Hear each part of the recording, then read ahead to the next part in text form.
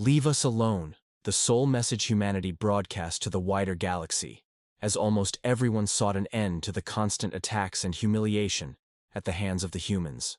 And so they did, and the galactic community briefly breathed a sigh of relief. However, time would show that humanity's retribution still had one final target. As their last act of terrible vengeance, Algon, homeworld of the Bhren, was bombarded by a new, horrifying weapon. It was the first time humans had ever targeted a race's cradle, or the Bhren for that matter, and they did so with a viciousness reserved solely for their former allies. Rods from God, dropping inert rods onto a planet and letting gravity do the rest, is a concept that wasn't foreign to the galaxy. These were typically constructed of dense materials in order to maximize their destructive potential. But the humans, they used pillars of condensed, solidified, highly radioactive salts. These lacked the same impact forces and raw destructive power typical of such a weapon, but the fallout and the sheer number of such rods more than compensated for it. They saturated the planet, salting the Earth until its entire surface and atmosphere were thick with radioactive dust and vapor, and the light of its star made the world glow a sickening green. What was done in war at the hands of the enemy can be understood. What was done at the hands of an ally, the betrayal and indifference of those who we fought alongside for their own protection, is not so easily forgiven. With this, the Bhren know our pain. The Bhren were furious. They had been unwilling bystanders for most of the conflict, as the rest of the galaxy blamed them for bringing humanity to the stars in the first place. As the conflict continued, and humanity's attacks became more brazen, yet the Bhren alone were spared their wrath. Many even became suspicious. So they were kept on the sidelines, despite wanting nothing more than to join the hunt for their former allies. This final act of retribution by humanity seemed to the Bhren to vindicate them, and they cried out with self-righteous indignation for humanity's blood. However, the rest of the galaxy, exhausted and unwilling to risk being caught in the crossfire of humanity's rage, and perhaps still feeling underlying resentment towards the Bhren for their current state, quickly turned on them.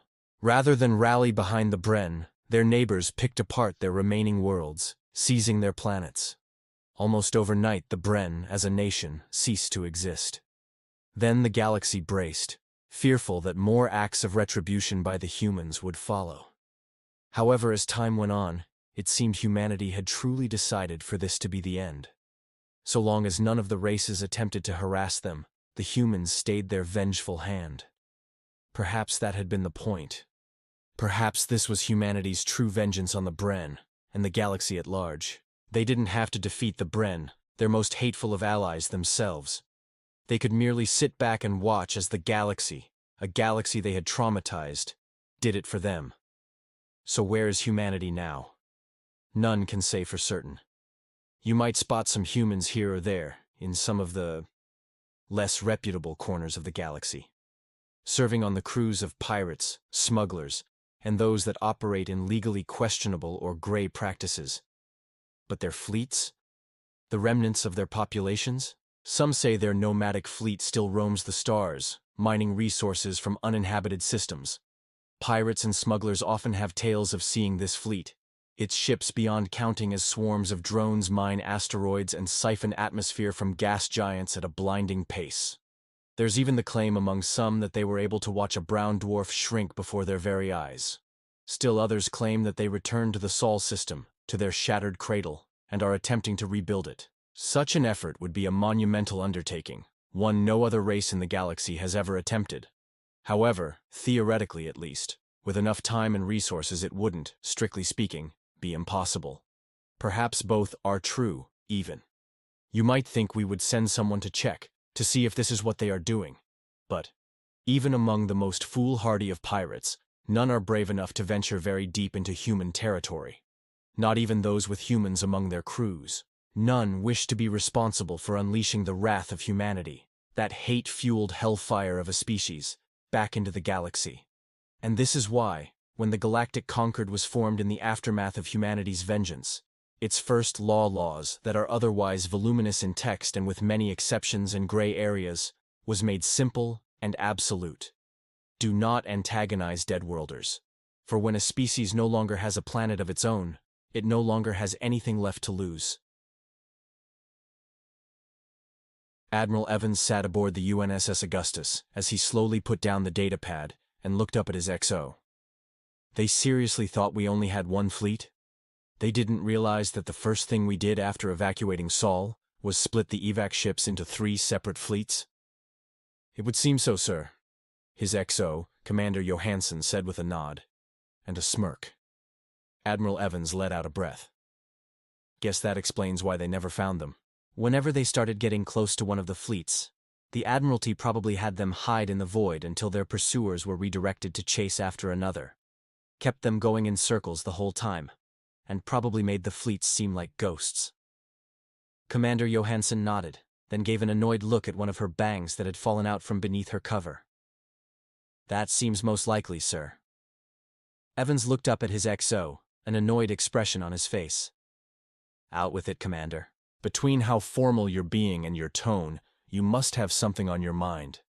I just feel like it wasn't enough, sir, she answered.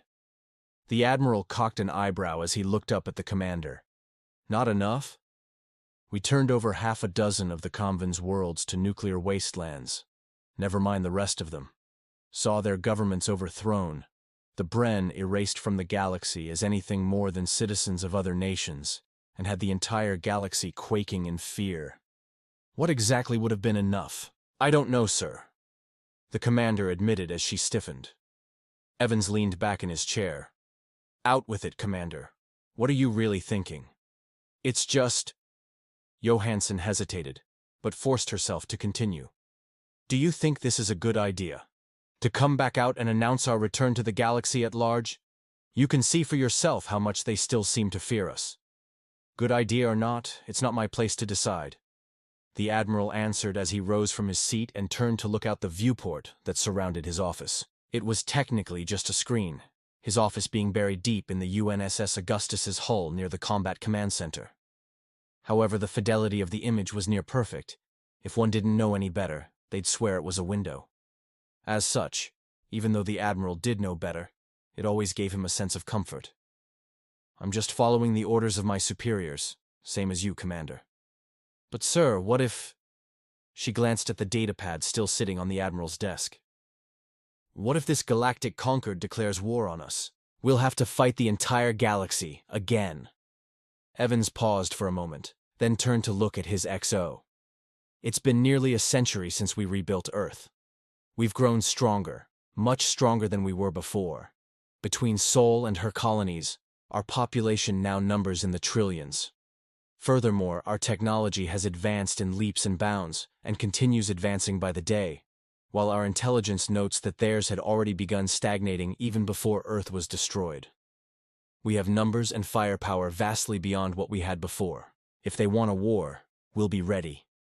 But sir, could we really win against the entire galaxy? She pressed, although her concern had seemed to be alleviated somewhat. The Admiral glanced at the datapad, then back to the commander. We don't have to win, he said as he used a finger to slide the datapad across the desk towards his XO. If it seems like it's going to come to war, we just have to make them aware that they're damn sure going to lose.